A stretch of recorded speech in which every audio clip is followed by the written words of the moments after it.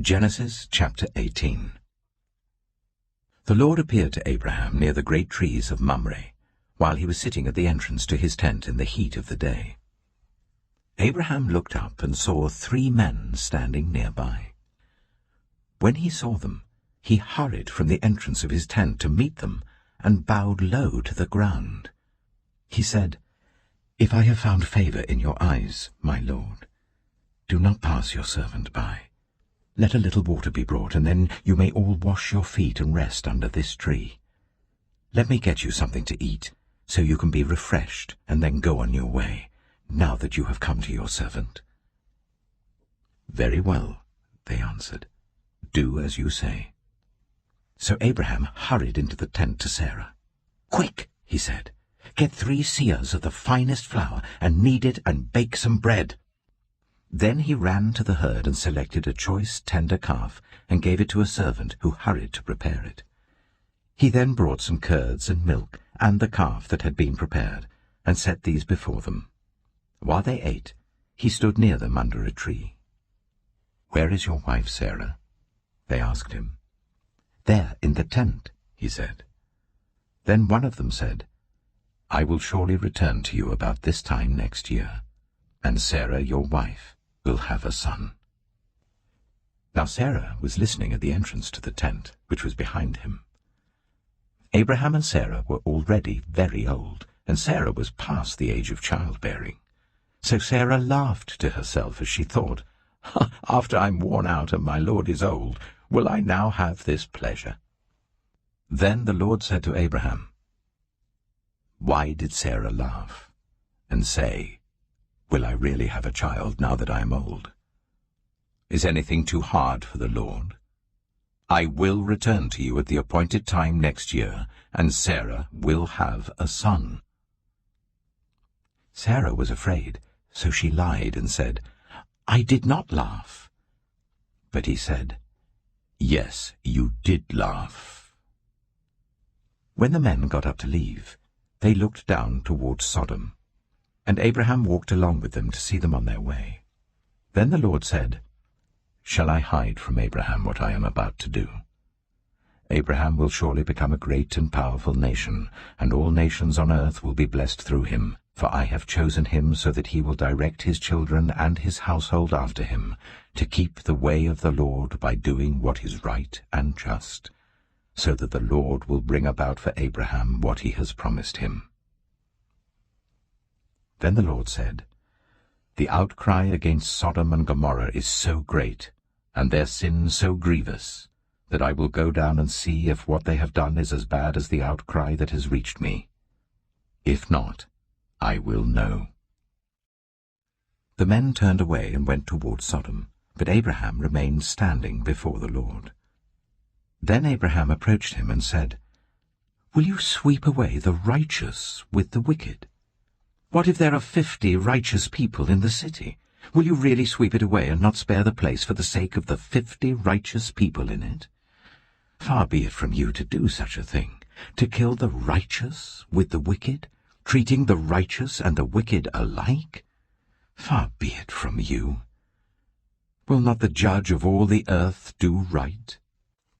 The Lord said, "If I find 50 righteous people in the city of Sodom, I will spare the whole place for their sake."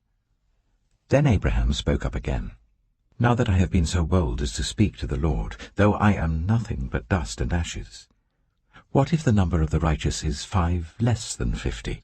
Will you destroy the whole city for lack of 5 people?" "If I find 45 there," he said, "I will not destroy it." Once again he spoke to him, "What if only 40 are found there?" He said, "For the sake of 40, I will not do it." Then he said, "May the Lord not be angry, but let me speak. What if only 30 can be found there?" He answered, "I will not do it if I find 30 there." Abraham said, "Now that I have been so bold as to speak to the Lord, what if only 20 can be found there?" He said, "For the sake of 20, I will not destroy it." Then he said, "May the Lord not be angry, but let me speak just once more." What if only 10 can be found there?" He answered, "For the sake of 10, I will not destroy it." When the Lord had finished speaking with Abraham, he left, and Abraham returned home. Genesis chapter 19. The 2 angels arrived at Sodom in the evening, and Lot was sitting in the gateway of the city. When he saw them, he got up to meet them and bowed down with his face to the ground. "My lords," he said, "please turn aside to your servant's house. You can wash your feet and spend the night and then go on your way early in the morning." "No," they answered, "we will spend the night in the square." But he insisted so strongly that they did go with him and entered his house. He prepared a meal for them, baking bread without yeast, and they ate. Before they had gone to bed, all the men from every part of the city of Sodom, both young and old, surrounded the house. They called to Lot, "Where are the men who came to you tonight? Bring them out to us, so that we can have sex with them." Lot went outside to meet them and shut the door behind him and said, "No, my friends, don't do this wicked thing. Look, I have 2 daughters who have never slept with a man. Let me bring them out to you, and you can do what you like with them, but don't do anything to these men, for they have come under the protection of my roof." "Get out of our way," they replied. "This fellow came here as a foreigner, and now he wants to play the judge. We'll treat you worse than them." They kept bringing pressure on Lot and moved forward to break down the door.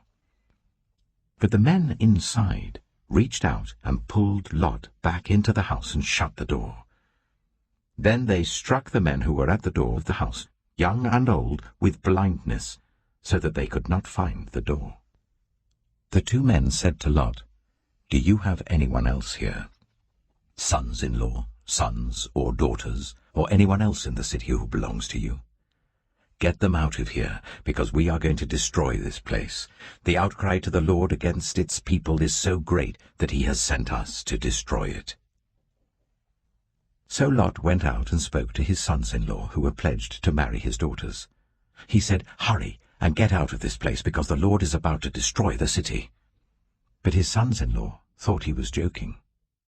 With the coming of dawn, the angels urged Lot, saying, "Hurry! Take your wife and your 2 daughters who are here, or you will be swept away when the city is punished." When he hesitated, the men grasped his hand and the hands of his wife and of his 2 daughters and led them safely out of the city, for the Lord was merciful to them. As soon as they had brought them out, one of them said, "Flee for your lives. Don't look back. And don't stop anywhere in the plain. Flee to the mountains, or you will be swept away." But Lot said to them, "No, my lords, please.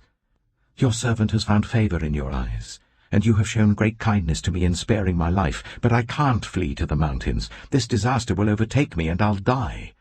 Look, here is a town near enough to run to, and it is small. Let me flee to it. It is very small, isn't it? Then my life will be spared." He said to him, "Very well. I will grant this request too. I will not overthrow the town you speak of, but flee there quickly, because I cannot do anything until you reach it." That is why the town was called Zoar. By the time Lot reached Zoar, the sun had risen over the land.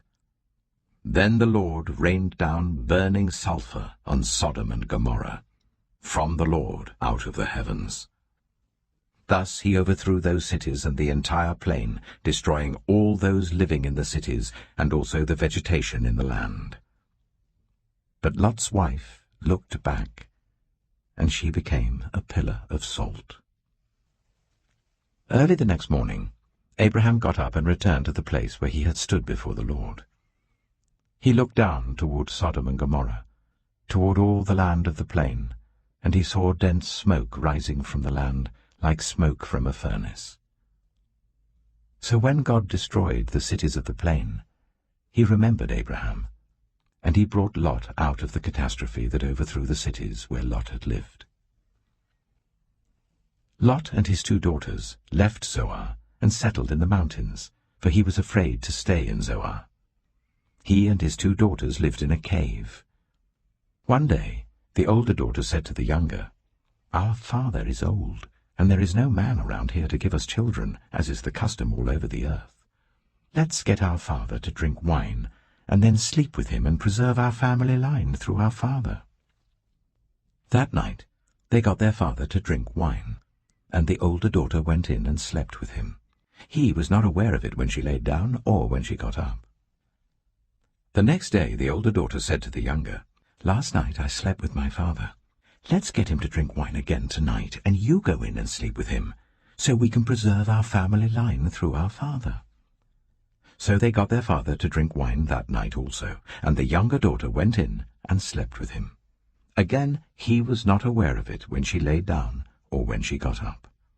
So both of Lot's daughters became pregnant by their father. The older daughter had a son, and she named him Moab. He is the father of the Moabites of today. The younger daughter also had a son, and she named him Ben-Ami. He is the father of the Ammonites of today. Genesis chapter 20. Now Abraham moved on from there into the region of the Negev and lived between Kadesh and Shur. For a while he stayed in Gerar, and there Abraham said of his wife Sarah, "She is my sister." Then Abimelech, king of Gerar, sent for Sarah and took her. But God came to Abimelech in a dream one night and said to him, "You are as good as dead because of the woman you have taken. She is a married woman." Now Abimelech had not gone near her, so he said, "Lord, will you destroy an innocent nation? Did he not say to me, 'She is my sister'? And didn't she also say, 'He is my brother'? I've done this with a clear conscience and clean hands." Then God said to him in the dream, "Yes, I know you did this with a clear conscience, and so I have kept you from sinning against me. That is why I did not let you touch her. Now return the man's wife, for he is a prophet, and he will pray for you, and you will live. But if you do not return her, you may be sure that you and all who belong to you will die." Early the next morning, Abimelech summoned all his officials, and when he told them all that had happened, they were very much afraid. Then Abimelech called Abraham in and said, "What have you done to us? How have I wronged you that you have brought such guilt upon me and my kingdom? You have done things to me that should never be done." And Abimelech asked Abraham, "What was your reason for doing this?" Abraham replied, "I said to myself, 'There is surely no fear of God in this place, and they will kill me because of my wife. Besides, she really is my sister, the daughter of my father, though not of my mother, and she became my wife. And when God caused me to wander from my father's household, I said to her, This is how you can show your love to me. Everywhere we go, say of me, He is my brother.'" Then Abimelech brought sheep and cattle and male and female slaves and gave them to Abraham, and he returned Sarah his wife to him. And Abimelech said, "My land is before you. Live wherever you like." To Sarah he said, "I am giving your brother 1,000 shekels of silver. This is to cover the offense against you before all who are with you. You are completely vindicated." Then Abraham prayed to God, and God healed Abimelech, his wife, and his female slaves, so they could have children again. For the Lord had kept all the women in Abimelech's household from conceiving because of Abraham's wife Sarah. Genesis chapter 21. Now the Lord was gracious to Sarah, as he had said, and the Lord did for Sarah what he had promised. Sarah became pregnant and bore a son to Abraham in his old age, at the very time God had promised him. Abraham gave the name Isaac to the son Sarah bore him. When his son, Isaac, was 8 days old, Abraham circumcised him as God commanded him. Abraham was 100 years old when his son Isaac was born to him. Sarah said, "God has brought me laughter, and everyone who hears about this will laugh with me." And she added, "Who would have said to Abraham that Sarah would nurse children? Yet I have borne him a son in his old age." The child grew and was weaned, And on the day Isaac was weaned, Abraham held a great feast. But Sarah saw that the son whom Hagar the Egyptian had borne to Abraham was mocking. And she said to Abraham, "Get rid of that slave woman and her son, for that woman's son will never share in the inheritance with my son Isaac." The matter distressed Abraham greatly because it concerned his son. But God said to him, "Do not be so distressed about the boy and your slave woman. Listen to whatever Sarah tells you, because it is through Isaac that your offspring will be reckoned. I will make the son of the slave into a nation also, because he is your offspring." Early the next morning Abraham took some food and a skin of water and gave them to Hagar. He set them on her shoulders and then sent her off with the boy. She went on her way and wandered in the desert of Beersheba. When the water in the skin was gone, she put the boy under one of the bushes. Then she went off and sat down about a bowshot away, for she thought, "I cannot watch the boy die." And as she sat there, she began to sob. God heard the boy crying. And the angel of God called to Hagar from heaven and said to her, "What is the matter, Hagar? Do not be afraid. God has heard the boy crying as he lies there. Lift the boy up and take him by the hand, for I will make him into a great nation." Then God opened her eyes, and she saw a well of water. So she went and filled the skin with water and gave the boy a drink. God was with the boy as he grew up. He lived in the desert and became an archer. While he was living in the desert of Paran, his mother got a wife for him from Egypt. At that time, Abimelech and Phicol, the commander of his forces, said to Abraham, "God is with you in everything you do. Now swear to me here before God that you will not deal falsely with me or my children or my descendants. Show to me and the country where you now reside as a foreigner the same kindness I have shown to you." Abraham said, "I swear it." Then Abraham complained to Abimelech about a well of water that Abimelech's servants had seized. But Abimelech said, "I don't know who has done this. You did not tell me, and I heard about it only today."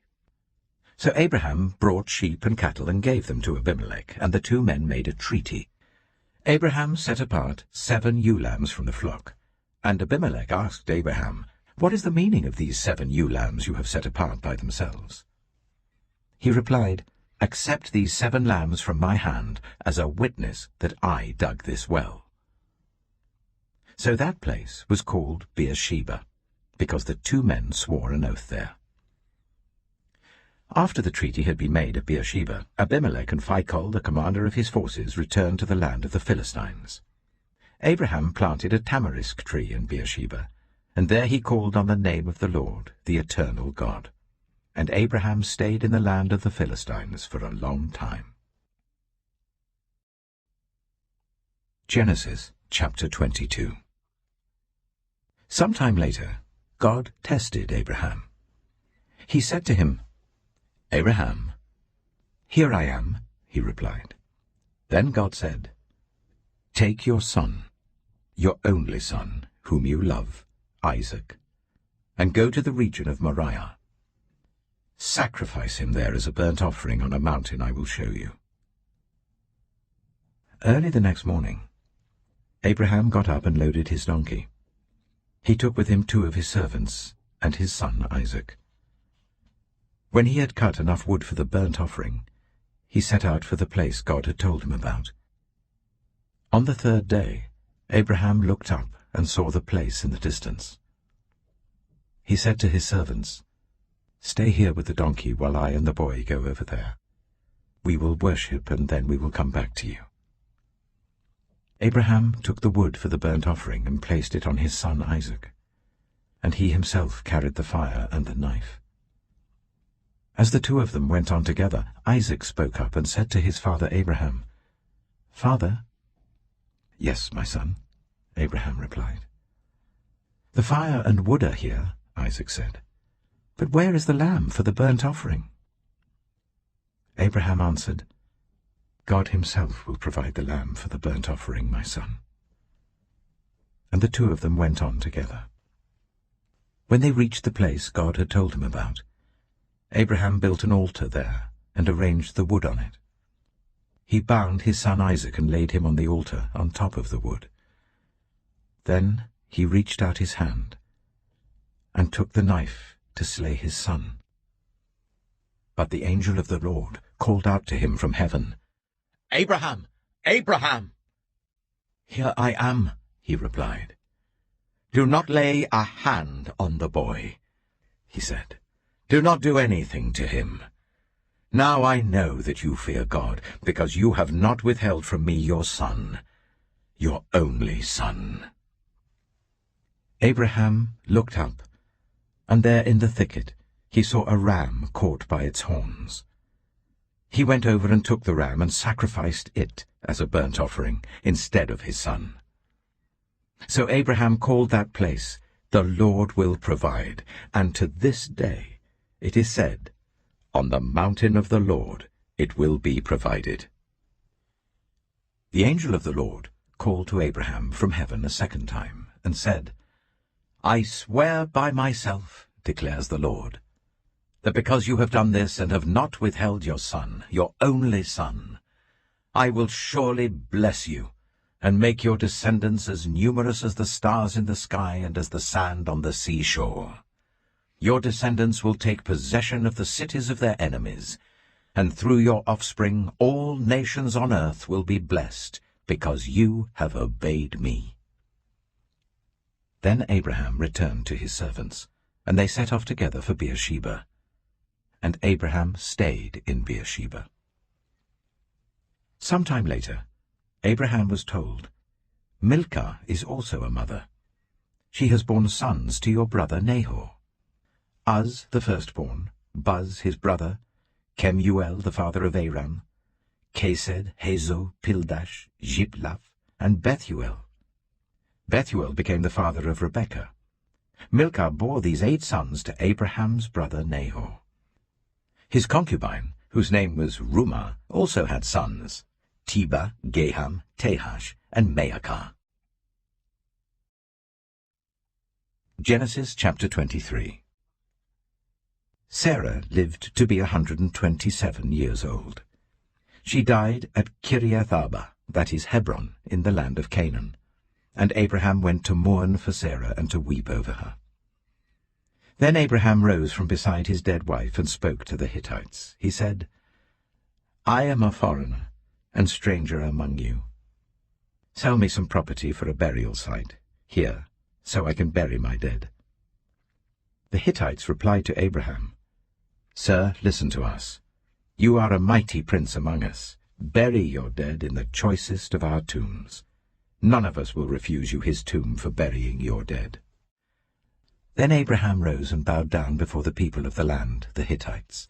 He said to them, "If you are willing to let me bury my dead, then listen to me and intercede with Ephron, son of Zohar, on my behalf.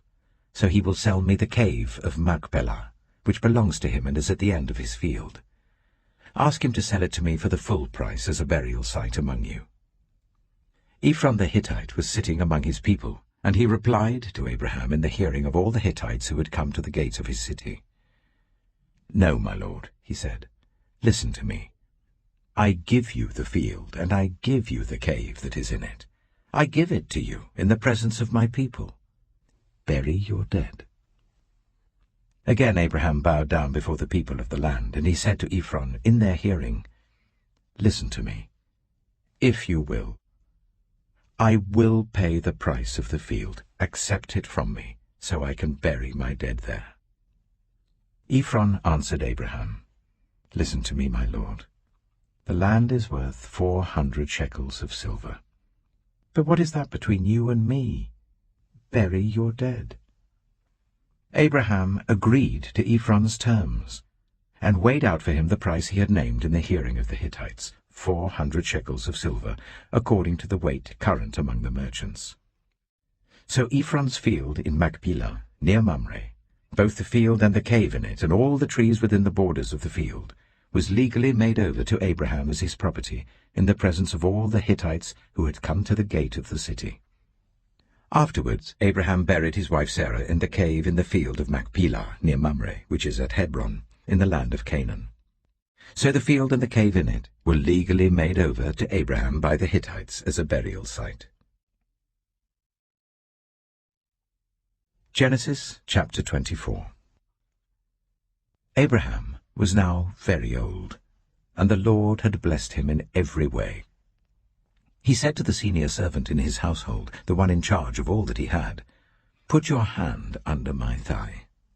I want you to swear by the Lord, the God of heaven and the God of earth, that you will not get a wife for my son from the daughters of the Canaanites, among whom I am living, but will go to my country and my own relatives and get a wife for my son Isaac."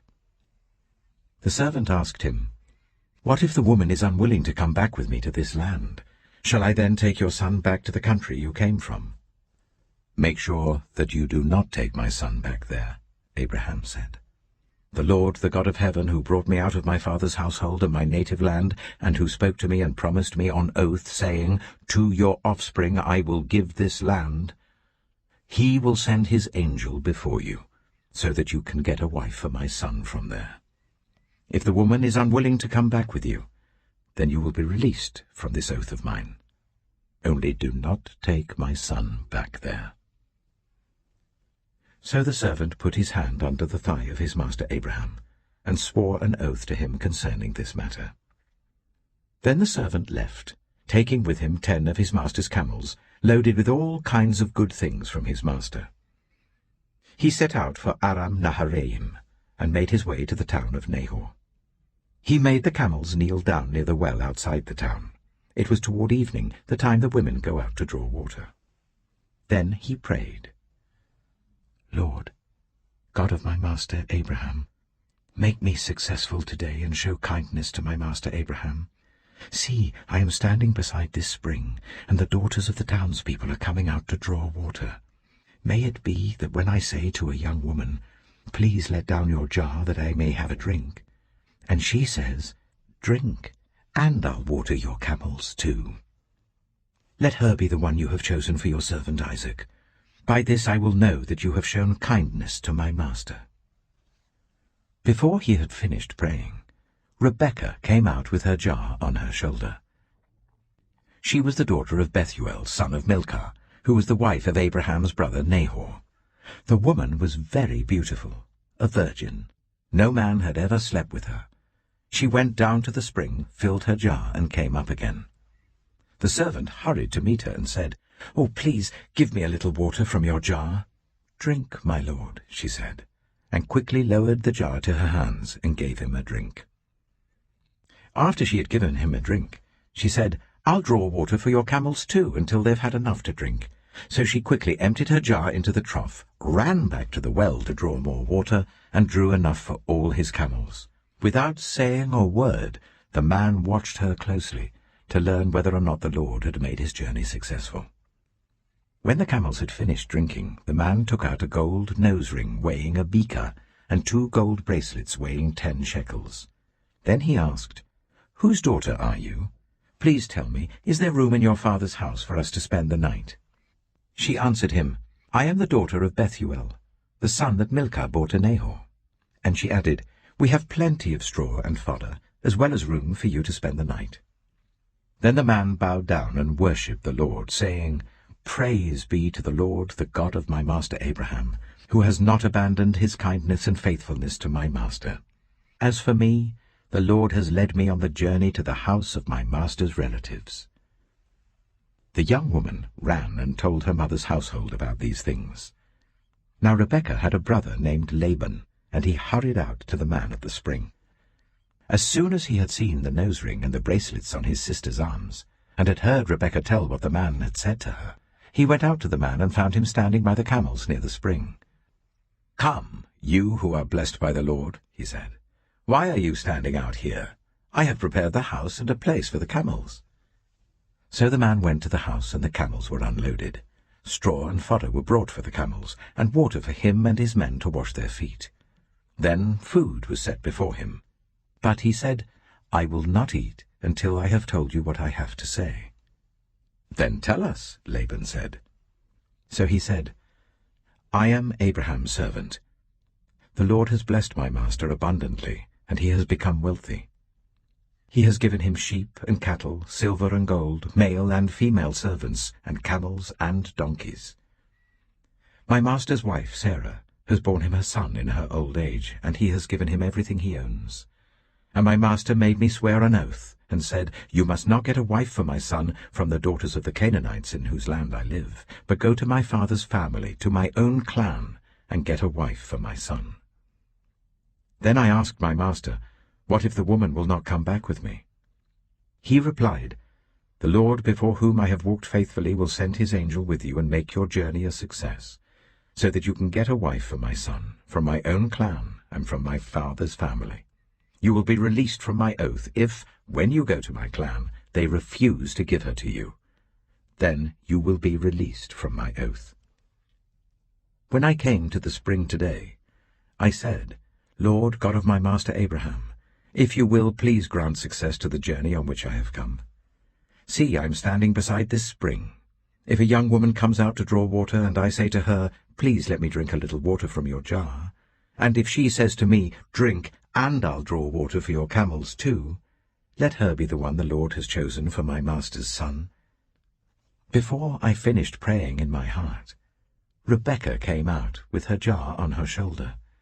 She went down to the spring and drew water, and I said to her, Please give me a drink. She quickly lowered her jar from her shoulder and said, Drink, and I'll water your camels too. So I drank, and she watered the camels also. I asked her, Whose daughter are you? She said, The daughter of Bethuel, son of Nahor, whom Milcah bore to him. Then I put the ring in her nose and the bracelets on her arms, and I bowed down and worshipped the Lord. I praised the Lord, the God of my master Abraham, who had led me on the right road to get the granddaughter of my master's brother for his son. Now, if you will show kindness and faithfulness to my master, tell me.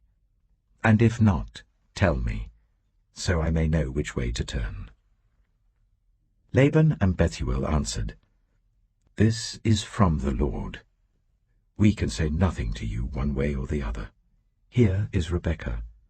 Take her and go, and let her become the wife of your master's son, as the Lord has directed. When Abraham's servant heard what they said, he bowed down to the ground before the Lord. Then the servant brought out gold and silver jewelry and articles of clothing and gave them to Rebekah. He also gave costly gifts to her brother and to her mother. Then he and the men who were with him ate and drank and spent the night there. When they got up the next morning, he said, Send me on my way to my master. But her brother and her mother replied, Let the young woman remain with us 10 days or so, then you may go. But he said to them, Do not detain me, now that the Lord has granted success to my journey. Send me on my way so I may go to my master. Then they said, Let's call the young woman and ask her about it. So they called Rebekah and asked her, Will you go with this man? I will go, she said. So they sent their sister Rebekah on her way, along with her nurse and Abraham's servant and his men. And they blessed Rebekah and said to her, Our sister, may you increase to thousands upon thousands. May your offspring possess the cities of their enemies. Then Rebekah and her attendants got ready and mounted the camels and went back with the man. So the servant took Rebekah and left. Now Isaac had come from Beer Lahai-roi, for he was living in the Negev. He went out to the field one evening to meditate, and as he looked up, he saw camels approaching. Rebekah also looked up and saw Isaac. She got down from her camel and asked the servant, Who is that man in the field coming to meet us? He is my master, the servant answered. So she took her veil and covered herself. Then the servant told Isaac all he had done. Isaac brought her into the tent of his mother Sarah, and he married Rebekah. So she became his wife, and he loved her. And Isaac was comforted after his mother's death.